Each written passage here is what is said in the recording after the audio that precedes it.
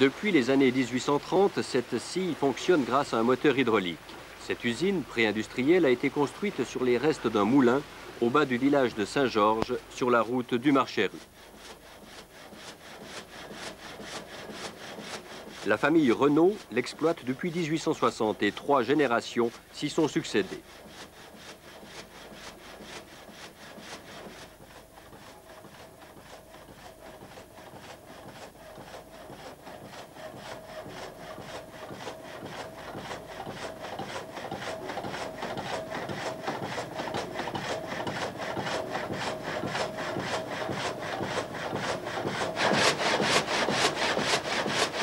Je m'appelle Fernand Renault. Je suis originaire de Saint-Georges. J'ai 77 ans cette année. J'ai exercé le métier de paysan et de scieur.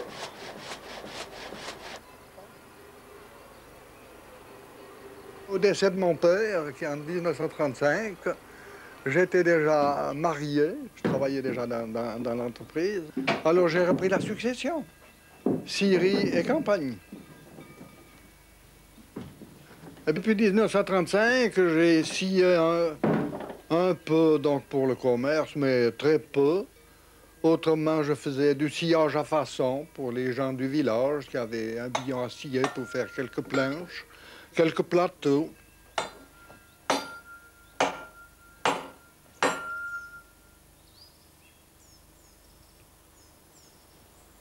Je me suis plus intéressé à la campagne qu'à la scierie, tout en gardant quand même la scierie comme accessoire pour les jours creux ou pendant l'hiver. Eh bien, le bois qu'on travaillait dans la scierie venait des forêts qu'on voit derrière nous, qui sont les forêts de la commune de Saint-Georges, la commune de Gimel et le Mont-Chaubert. Alors, le Mont-Chaubert, c'est des forêts qui appartiennent à l'État de Vaud, ça. Comment se faisaient les achats de bois? Eh bien, les achats se faisaient en mise publique à l'hôtel de commune à Saint-Georges. Il y avait les collègues scieurs de la région, donc Marchissy, Le Vaud, Benien, même depuis Vic, qui venaient aux mises. Et quel est le cubage qu'on achetait en général lors de ces... Eh bien, c'est des lots qui variaient entre 5 et 10 mètres cubes. C'était de petits lots, en fait. C'était des petits lots, oui. Et vous alliez vous-même abattre le bois dans les forêts? Eh bien, il y avait des bûcherons, ou bien alors, des fois on allait nous-mêmes, oui. Et le transport se faisait comment? Le transport se faisait avec char et cheval. À ce moment-là, on avait char et cheval pour transporter les bois. Est-ce que vous avez participé vous-même encore à ce genre de mise? Oui, j'y étais avec mon père.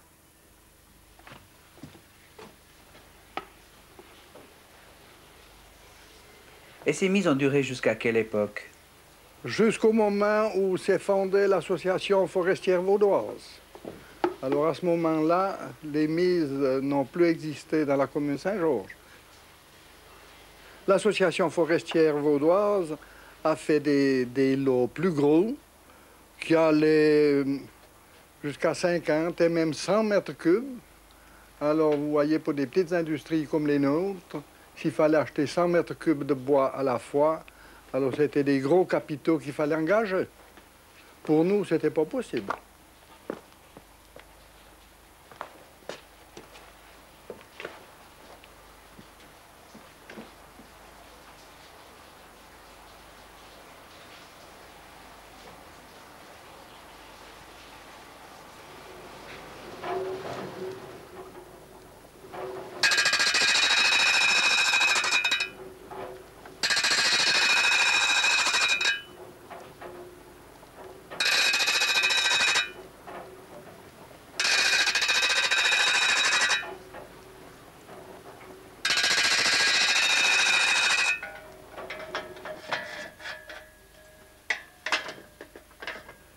Bien que la scie n'ait plus fonctionné depuis le début des années 60, Fernand Renault retrouve tout naturellement les gestes de mise en train de l'installation, ces mêmes gestes qu'il exécutait chaque fois qu'il allait scier un billon.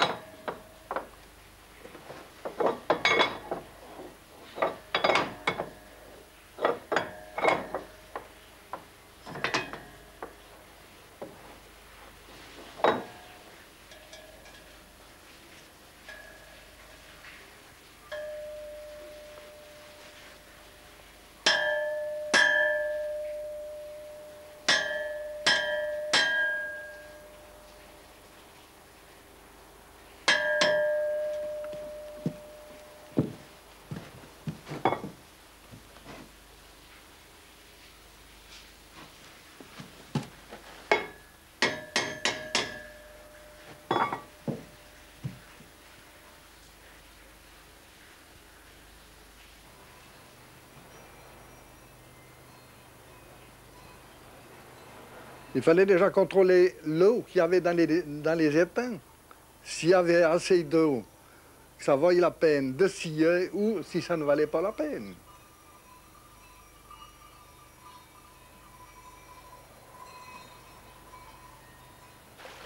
Donc, comme on est alimenté par on peut dire le trop-plein du village ou bien les eaux du Jura, alors quand il faisait un été sec, il n'y avait pas d'eau pour alimenter.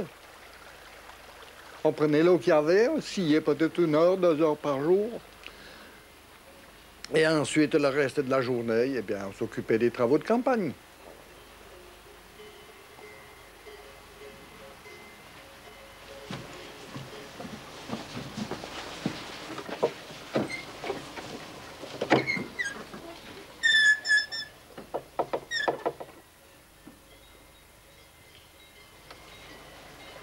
Est-ce que ça vous posait des problèmes? Vis-à-vis des clients, oui, parce qu'il fallait quand même livrer le bois pour le délai qui était fixé, sinon les clients allaient ailleurs.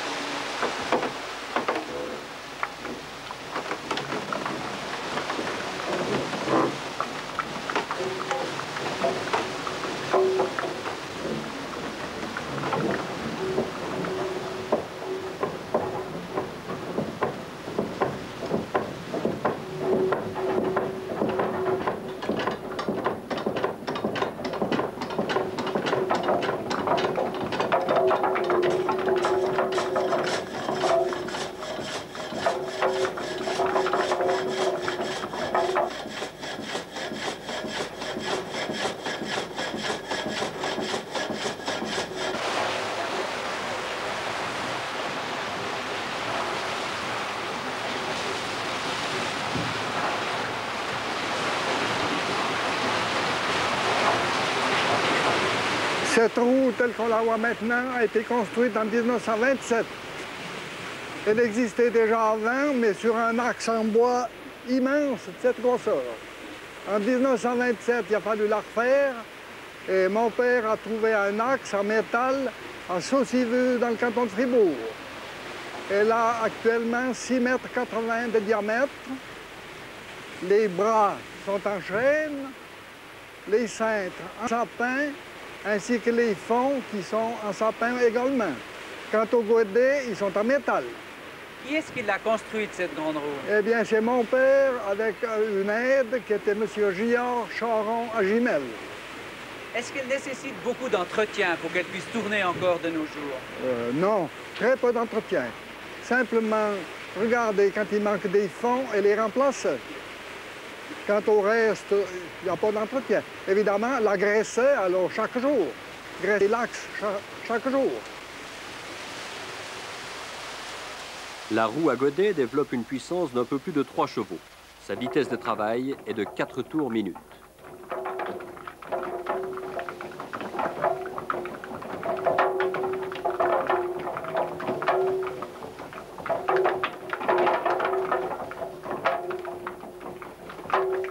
Une double série d'engrenages, de bois et de métal, transmet un mouvement rotatif 20 fois surmultiplié à un axe de distribution d'énergie.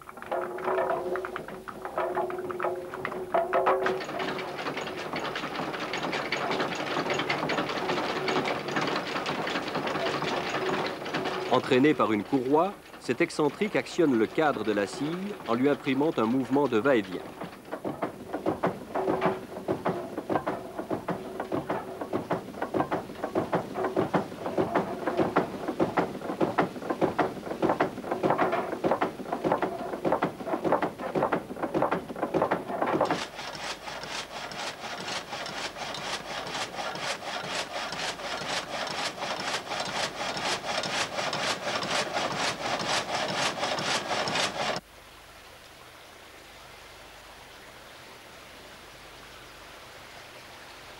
Mais souvent l'eau manque et la scierie doit s'arrêter.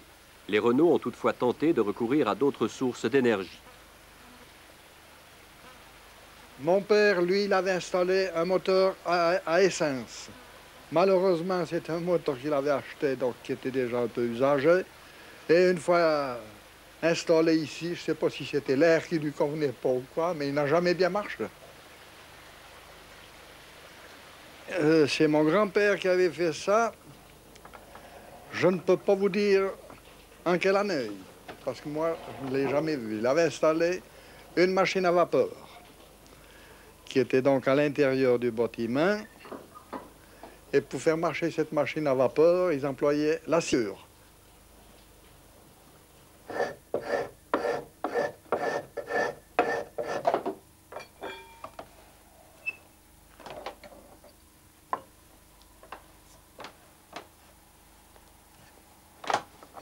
Le scieur répare et transforme lui-même ses installations.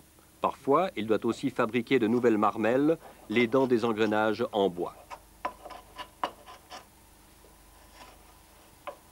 On utilisait plutôt du poirier ou alors du frêne. Il fallait déjà les scier, les faire scier au ruban, un gabarit. Avec les gabarits, on faisait le dessin sur la planche et ensuite il fallait aller vers le menuisier du village qui avait un ruban et qui nous sciait les marmelles à la dimension qui était voulue. Ensuite de ça, les façonnait au couteau à deux mains et à la rampe à bois.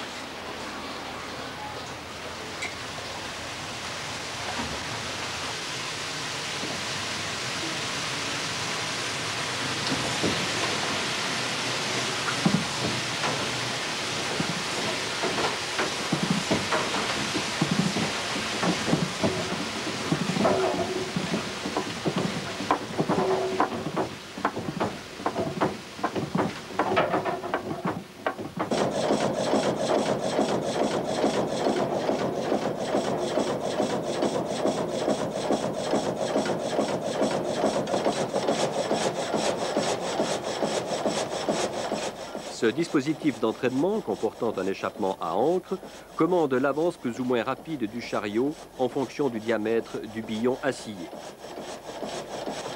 Il est automatiquement déclenché en fin de course.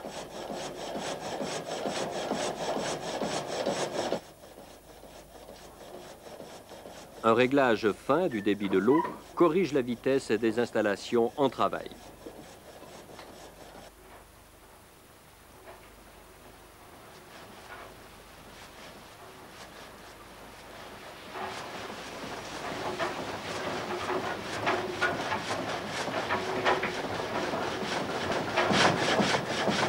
Un seul passage du billon de 4 mètres de long prend 8 à 10 minutes.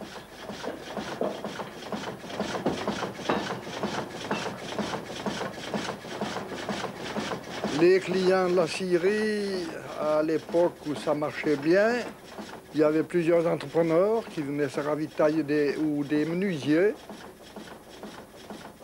On avait des clients de Gimel, d'Aubonne et des alentours.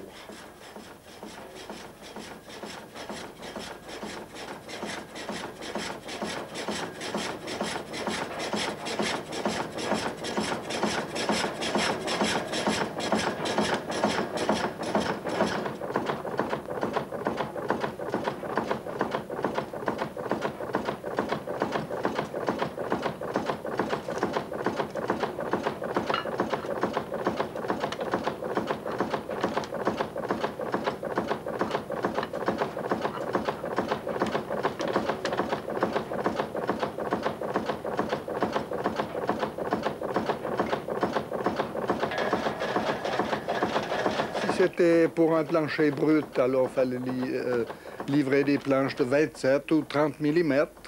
Si c'était des entrepreneurs en maçonnerie ou autre, c'était plutôt des plateaux de 4 cm pour des coffrages.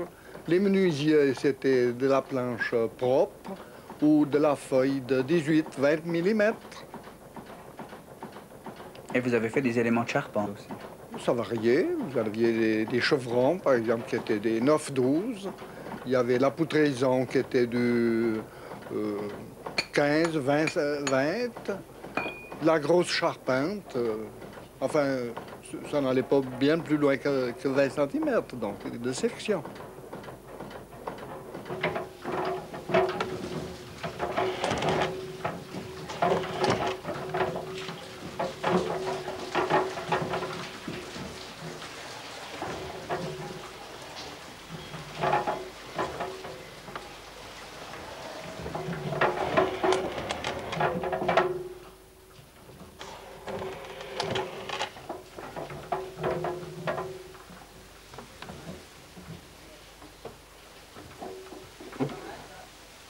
Est-ce que vous avez pu gagner votre vie en étant scieur à Saint-Georges? C'est-à-dire, on aurait pu gagner sa vie, mais il aurait fallu avoir une usine qui marche pas uniquement avec la force hydraulique, mais avec la force électrique. Parce que la force hydraulique manquait pendant l'été, souvent, ou bien alors par le gel pendant l'hiver. Il aurait fallu avoir un moteur à essence ou un moteur électrique. Alors là, ça aurait pu jouer. Mais avec simplement la roue à eau, c'était pas rentable. Est-ce que vous n'avez jamais songé à la développer, cette scierie? Eh bien, non, parce que j'avais quand même la campagne à côté qui me prenait passablement du temps.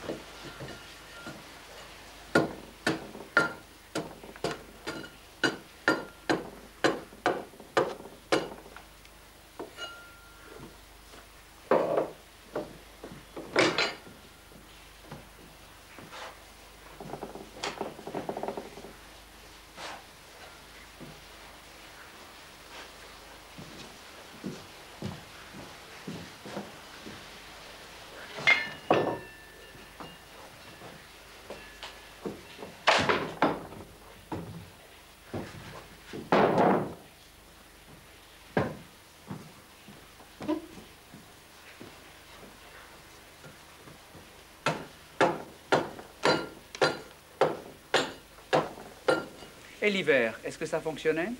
C'est-à-dire l'hiver, j'ai commencé à faire des échalotes. Voilà. Pour qui est-ce que vous faisiez ces échalas? Pour les vignerons de la côte, du côté de Féchy, Bougie, Aubonne.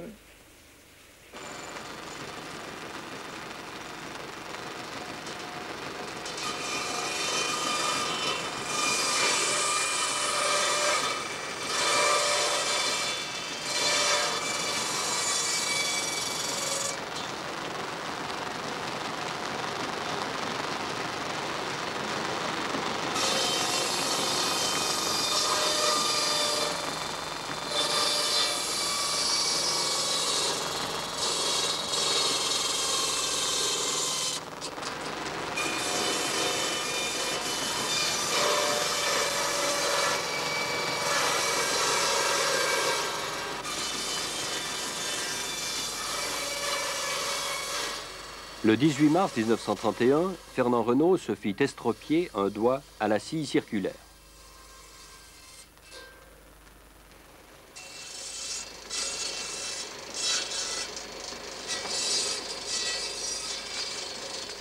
Je faisais une tournée l'automne vers les clients pour savoir combien il leur fallait d'échalas pour le printemps. On les fabriquait pendant l'hiver. Combien est-ce que vous en faisiez d'un hiver? Oh bien, ça variait, ça allait des fois de 10, 12, même jusqu'à 20 000. C'était le plus gros que j'ai fait, jusqu'à 20 000.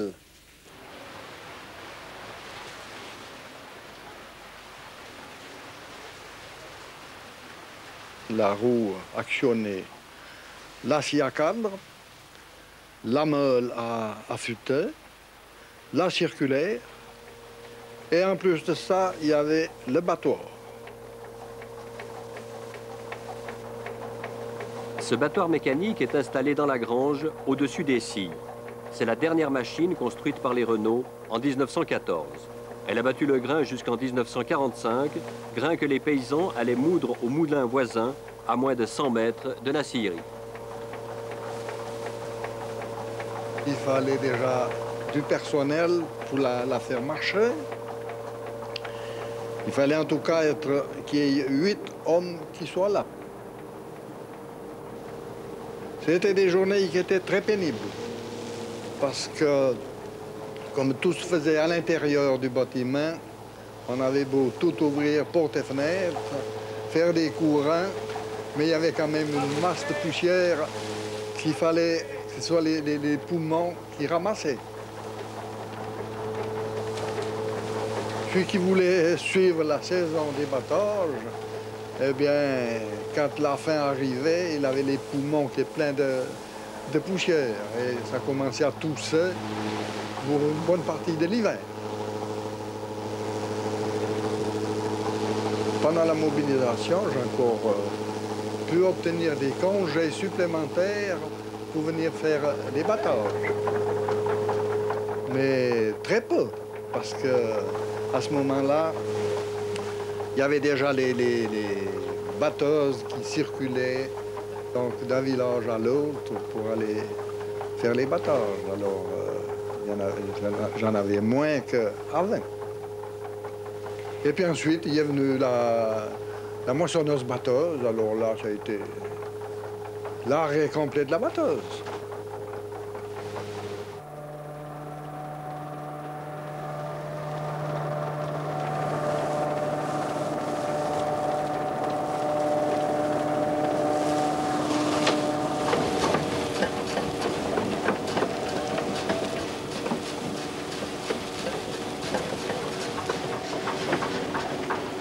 Vous avez regretté cet arrêt? Non. Non, pas du tout. Parce que c'était des journées qui étaient très pénibles. Et puis en plus de ça, ça ne payait pas beaucoup.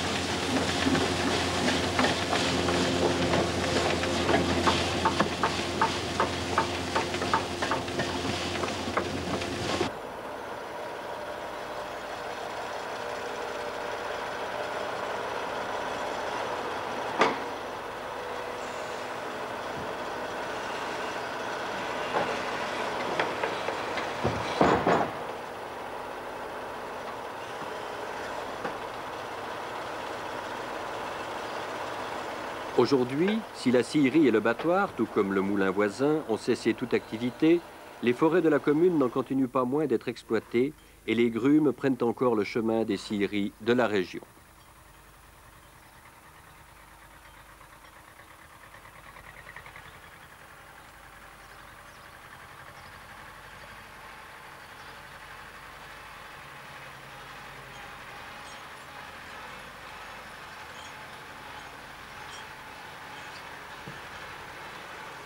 Il reste une à Marchicy, une à Levaux, à Beignet. Voilà, c'est celle que je vous ai citée, celle qui reste. Mais il y avait quand même encore une scierie à Gimel qui a disparu. Il y en avait deux à Saubras qui ont disparu. Et à Bière, il y en a en tout cas une qui a disparu aussi. Les autres se sont modernisés, qui travaillent toujours. Pensez que le choix de développer le domaine agricole plutôt que la scierie était un bon choix pour vous? Pour moi, ça a très bien été comme ça. Je suis satisfait. Je vois que j'arrive au bout de ma carrière. J'ai tout ce que j'ai pu pour vivre. Alors, je ne vois pas que j'aurai des regrets.